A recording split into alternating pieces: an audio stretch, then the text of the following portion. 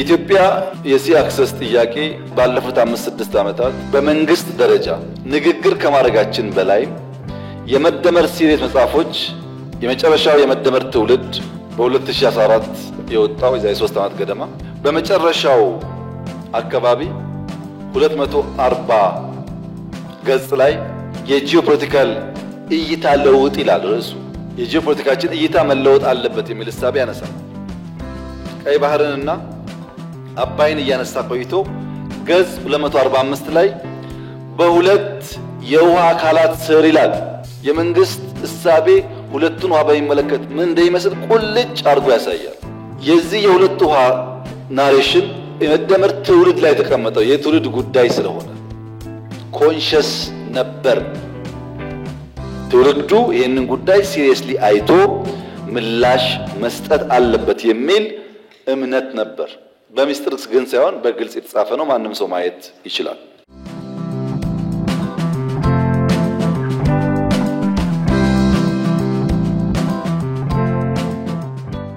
ይሄ ህልውና ጉዳይ ነው። ይሄ የኛ ቀጠና በተለይ ሰላም የሌለው ቀጠና ስለሆነ ለሰላም አስጊ ስለሆነ ጂኦፖለቲካሊ በጣም ኮምፕሌክስ ስለሆነ ግዴታ ያስፈልገናል።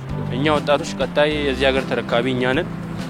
ከዚህ በፊት እንደነበረው ሞር ኮምፕሌክስ ሆኖ ከባድ ሀገር የሆነ ሰው ሰላሙ የተበጠበጠ እንዳይሆን የቀጠናውን ሰላም በተጠበቀ መንገድ ፕሬዘርቭ ተደርጎ ቀጣይ ብንረከብ ለኛ ነገ የተሻለች ሀገር ለመፍጠር እድሉን ያሰፋልናል፣ ምርጥም ይሆንናል ብዬ አስባለሁ።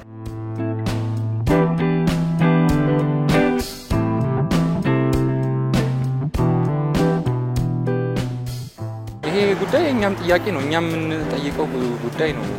እንደ ፖፑሌሽናችን ትልቅ በመሆኑ የተነሳ ወጣትን ስለሆነ ደግሞ እንጠይቃለን። አሁን ይሄንን መነቃቃት ያስፈልጋል። ወጣቱ ዘንድ መድረስና ሁሉም ግቢ የዩኒቨርሲቲ ተማሪም ጋር የሀገሪቷ ወጣትን መዳረስ አለበት።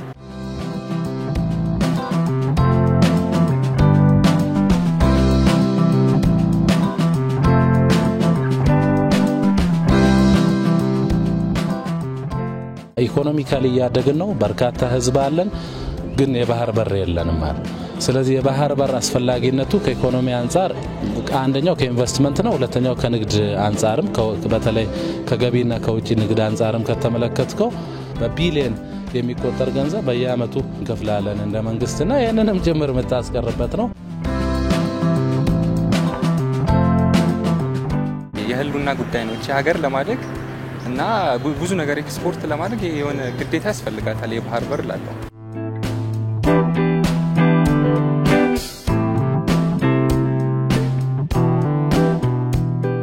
የባህር በር ጉዳይ ለአንድ ሀገር አይደለም ኢትዮጵያ የምታከል ሀገር ለየትኛውም ሀገር አስፈላጊ ነው። የኛ ሀገር አሁን በዚህ ምክንያት ብዙ ወጪ የዶላር እጥረት እያለን ብዙ ወጪ እየከፈልን ነው የምንገኘው። ያ ገንዘብ ሪዘርቭ ከተደረገ የሥራ እድል ለመፍጠር እድል ሊያመቻች ይችላል ብዬ አስባለሁ።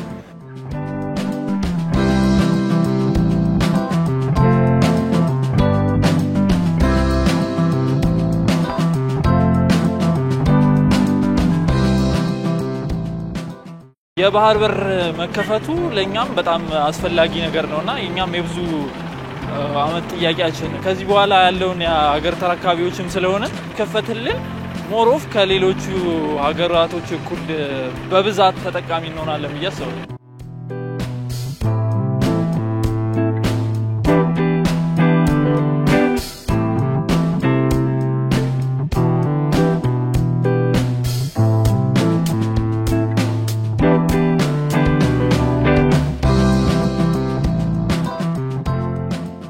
ሰላማዊ አማራጮችን አሟጠን መጠቀም አለብን። ዲፕሎማሲን አሟጠን መጠቀም አለብን።